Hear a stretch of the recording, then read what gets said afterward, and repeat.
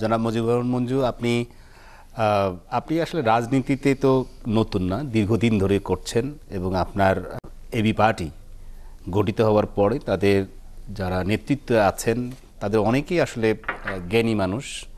আপনি নিজেও বিশ্ববিদ্যালয়ে পড়াশোনা, ছাত্র রাজনীতির পর এখন এই রাজনীতির সাথে জড়িত সদস্য সচিব এবি পার্টির হিসেবে কাজ করছেন।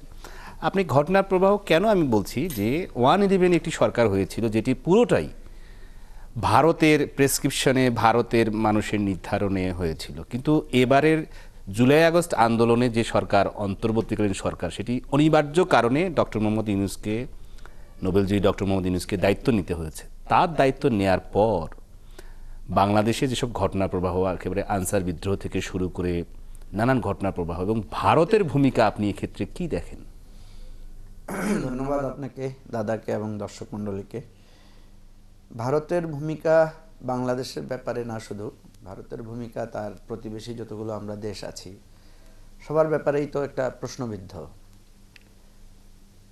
একটা বড় লোক যখন পাশে থাকে, আশেপাশের গরিবগুলোর সম্পর্কে তার বা আশেপাশের তার যে প্রতিবেশী আছে তাদের সম্পর্কে তার দুই ধরনের আচরণ হতে পারে। একটা হচ্ছে প্রতিবেশীদের প্রতি সে বন্ধুসুলভ হবে, আরেকটা হচ্ছে সে স্বপ্ন তুচ্ছতাচ্ছিল্য করবে, প্রতিবেশীদেরকে সে ক্ষুদ্র জ্ঞান করবে, অপমানসূলক কথাবার্তা বলবে।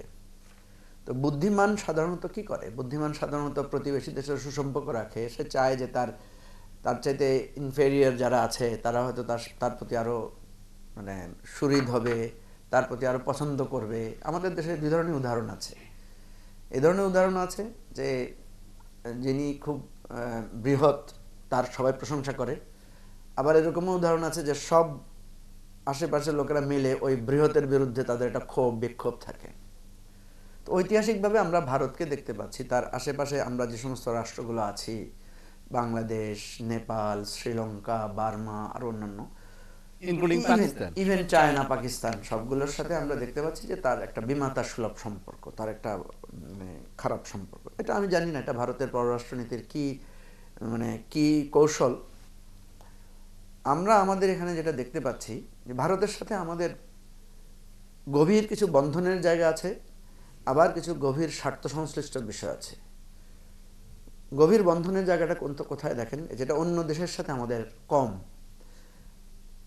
যেমন ভারতের সাথে আমাদের একটা সাংস্কৃতিক মিল আছে, তাদের একটা বিরাট অংশের লোকেরা বাংলা ভাষাভাষী, আমাদের তো পুরোটাই বাংলা ভাষাভাষী। এবং ভাষার মিলের কারণে একটা কালচারাল মিল আছে, খাওয়া দাওয়ার, পোশাক আশাক, চেহারার মিল আছে, আপনি দেখবেন। দ্বিতীয়ত একটা মিল হচ্ছে যে ভারতেও একটা বিপুল সংখ্যক মুসলিম আছে, মুসলিম ধর্মের লোক আছে, ইসলাম ধর্মের লোক আছে।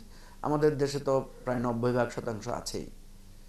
আবার আমাদের এখানেও যাদেরকে সংখ্যালঘু ধর্ম লোক বলা হচ্ছে, সনাতন ধর্ম বা হিন্দু ধর্মের লোকেরা আছে, ভারতে একটা ব্যাপক সংখ্যা আছে। এবং আমাদের ওই সীমান্তের এপার পর আত্মীয়তার সম্পর্ক আছে, মুসলমানও আছে, হিন্দু আত্মীয়তার সম্পর্ক আছে।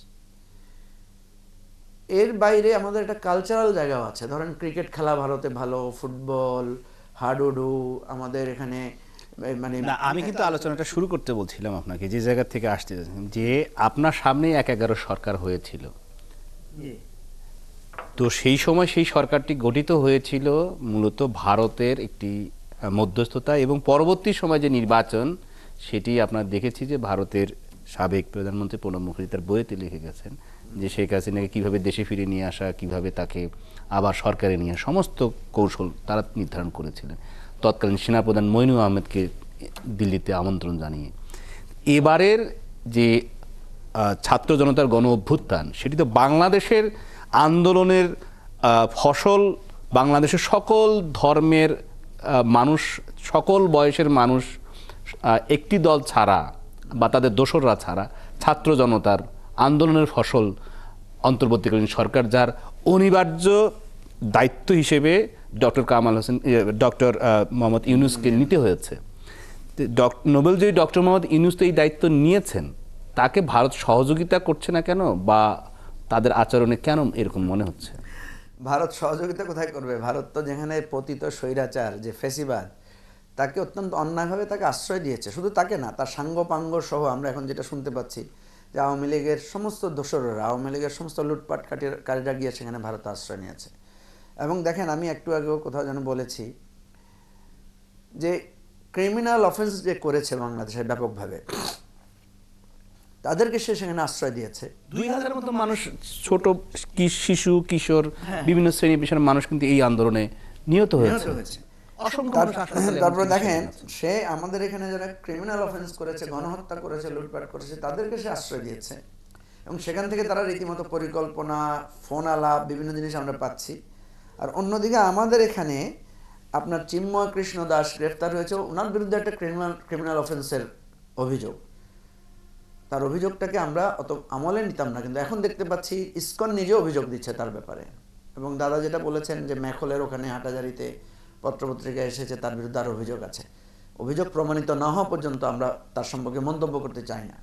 কিন্তু কথা হচ্ছে, এরকম একটা ক্রিমিনাল অফেন্স, একটা খুবই লিটল ক্রিমিনাল অফেন্স বলতে পারি যদি আমি ধরি, চিন্ময় কৃষ্ণ দাসের মধ্যে এরকম সাধু তো আমাদের সমাজে, আমাদের রাষ্ট্রে আরও অনেক আছেন।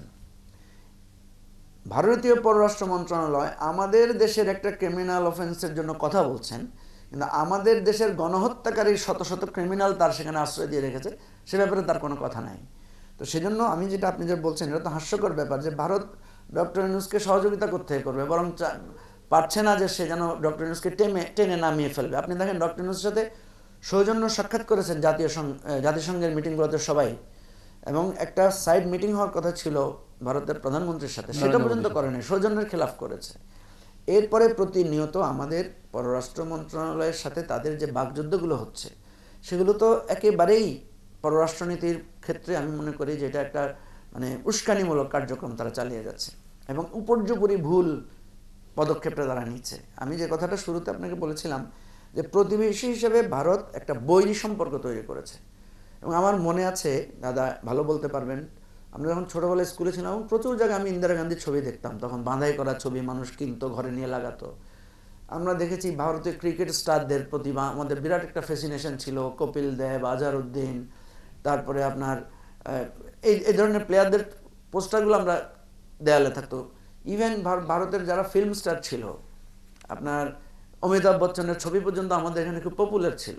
কিন্তু সেই ভারত সম্পর্কটাকে এমন জায়গায় নিয়ে গেছে, আপনি এখন বাংলাদেশের কোনো ঘরে গিয়ে, এর বাইরেও বাংলাদেশের সর্বোচ্চ পর্যটক ভারতে যেত এবং চিকিৎসার জন্য, শিক্ষার জন্য সর্বোচ্চ পরিমাণ, সংখ্যার দিক থেকে বাংলাদেশ অনেক বেশি ছিল। এবং আপনার দল এবি পার্টিরও পররাষ্ট্রনীতির ক্ষেত্রে, যেটি আমি জেনেছি এরই মধ্যে বা মাঠে সাংবাদিকতা করতে গিয়ে, যে এবি পার্টি এমনকি গণফোরাম সহ বাংলাদেশ জাতীয়তাবাদী দল বিএনপি, তাদের প্রত্যেকেরই এক ধরনের ভারতের সম্পর্কের ব্যাপারে নীতি আছে যে সমতার ভিত্তিতে, ন্যায্যতার ভিত্তিতে, বড় ছোট দেশ হিসেবে নয়, মানে সমতার ভিত্তিতে একটা সম্পর্ক ভারতের সাথে হোক, এবং সেটা কোনো ব্যক্তির সাথে না, দেশের সাথে দেশের বা জনগণের সাথে জনগণ। আজকে যে বাংলাদেশে সর্বোচ্চ সংখ্যক ভারতের প্রতি মানুষের যে ইয়েটা তৈরি হয়েছে, মানে ঘৃণাটা তৈরি হয়েছে, আমি ঘৃণা শব্দটা ব্যবহার করতে চাই না, মানে অপছন্দ ভারতের প্রতি, এর পুরো দায় ভারতের, সেই এটা করেছে। আমি তো আপনাকে বললাম যে সাংস্কৃতিক, খেলা, বিভিন্ন জায়গায় ভারতের সাথে আমাদের যে টাই আপটা ছিল, যতটুকু ছিল আর কি, 47-এর একটা বিরাট বিভাজনের পরেও, 71-এর মুক্তিযুদ্ধের পরে এই সম্পর্কটা উন্নতি হয়েছে, কিন্তু সেই সম্পর্কটাকে তিলে তিলে ভারত নষ্ট করেছে। এবং এখন যেটা সে করছে, শেখ হাসিনা ছাড়া তার বাংলাদেশ আর কোনো বন্ধু নাই, এবং সে যে পথে হাঁটছে, এই পথে বাংলাদেশের পররাষ্ট্রনীতিতে ভারতের চরম পরাজয় আমি মনে করি।